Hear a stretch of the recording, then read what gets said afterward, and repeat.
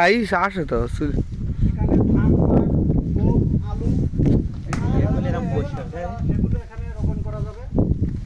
পুরস্কার কাটি রাখিছে সারা জীবন তো ডিসকভারিতে লিখেছে জঙ্গল, আজকে আমাদের মাধ্যমে দেখেন, আমাদের লাইভই দেখেন। ষোলোই বাইদি ভর্তিছে, আসল কথা হলো জঙ্গলে তো কোনো আশা পাই না। আইসি ষোলোই বাইদি ভর্তি। এই আবার মেসেজ দিচ্ছে।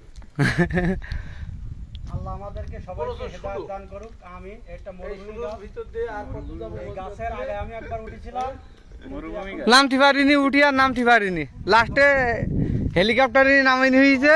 এই আমাদের সোহাগ ভাই, উনি আমাদের সাথে আছে। জঙ্গলের মুখে এখানে বড় কাকড়ার চাপা দেখা যাচ্ছে, এর ভিতর থেকে সাপ বের হবে, বড় বড় সাপ। আমরা এখন লাইভ থেকে ঘুরে যাওয়ার জন্য আমাদের এখন পেটে টান টান উত্তেজনা, এখন মনে হয় কিছু ভালো লাগবে।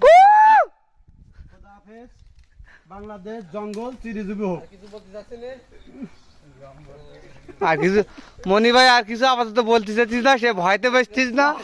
কজন লাইক করি একটু ভয় ভয় করছিল, এখন করবে এখনো ইয়ে পাইতি না। ও তো ছাড়িনি, ভিডিও করিস শুধু। ভিতরে অনেক সুন্দরবন, সুন্দরবন। এ মারুফ সাহেব, মারুফ সাহেব আছে কোন লাইনে, ও ভয়তে বসছি না।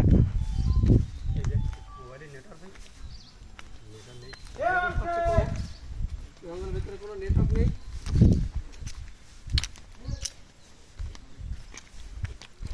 সারা জীবন টিভির মাধ্যমে দেখেছি, ডিসকভারি চ্যানেলে সুন্দরবন আজকে সরাসরি দেখার সৌভাগ্য হয়েছে।